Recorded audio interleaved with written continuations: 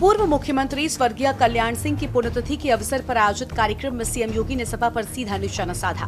उन्होंने कहा कि एक समय था जब राजनेता कल्याण सिंह के निधन पर श्रद्धांजलि देने के लिए विपक्ष का कोई बड़ा नेता नहीं पहुंचा, जबकि वही नेता अन्य मौकों पर तुष्टीकरण की राजनीति में व्यस्त रहते हैं। आपको बता दें कि योगी आदित्यनाथ जानते हैं कि यूपी में ओबीसी और दलित वोटों को एकजुट रखने के लिए कल्याण सिंह की विरासत की क्या अहमियत है। बता दें कि लोकसभा चुनाव के परिणामों के बाद से समाजवादी पार्टी पीडीए यानी पिछड़ा, दलित और अल्पसंख्यक कार्ड को मजबूती से भुनाने में जुटी है। अखिलेश यादव संविधान और दलित अधिकारों के मुद्दे पर बीजेपी को घेरने की कोशिश कर रहे हैं। हालांकि सीएम योगी इस चुनौती को हल्के में नहीं ले रहे।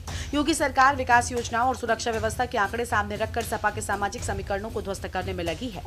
योगी आदित्यनाथ का सबसे बड़ा सियासी हथियार उनकी जीरो टॉलरेंस नीति और मजबूत कानून व्यवस्था रही है। यूपी में बुलडोजर मॉडल और माफिया विरोधी अभियानों ने ब्रांड योगी को राष्ट्रीय स्तर पर स्थापित किया है।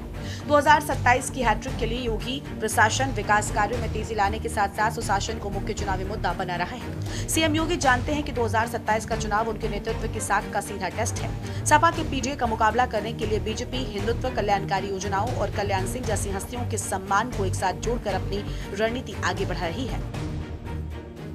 टिकट की तरह रंग बदलने वाले लोग कैसे परिभाषा करते हैं। पी की परिभाषा पहले पिछड़े से, फिर पी की परिभाषा पंडित से, और आप देखना एक दिन वे पी की परिभाषा पाकिस्तान से भी कर देंगे। ये वही लोग हैं। हमें दुख हुआ था और अत्यंत कष्ट हुआ था। मैंने प्रदेश में पिछले 9 वर्ष में 3 पूर्व मुख्यमंत्रियों के मृत्यु होने पर तीनों के कार्यक्रमों में भाग लेने का मुझे अवसर प्राप्त हुआ और तीनों अलग अलग दल के थे। एक सरदेव बाबूजी, हमारी पार्टी के नेता, हम सबके लिए प्रेरणा स्रोत, उनका दुखद निधन होता है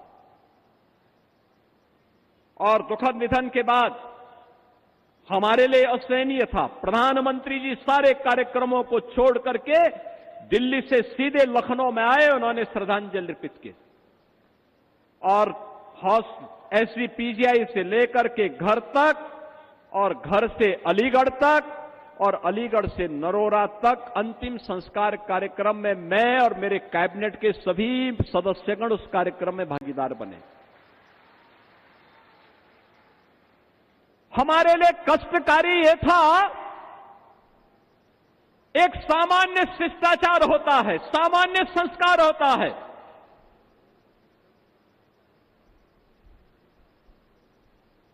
मायावती जी ने आकर के उस दायित्व का निर्वहन किया और बाबूजी को उन्होंने श्रद्धांजलि दी।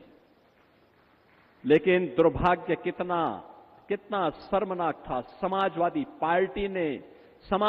पार्टी के मुखिया ने कितना द्वेष वे हमारे नेता से रखते हैं, कितना द्वेष रखते हैं।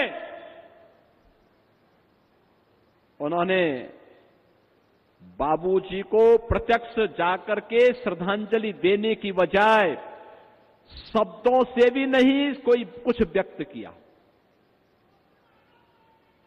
बहनों और भाइयों, इससे बड़ा अपमान ये जातीय अपमान है और ये हर उस हिंदू का अपमान है जिसको लगता है कि बाबूजी का जीवन सनातन मूल्यों के लिए, हिंदू गौरव के लिए समर्पित था।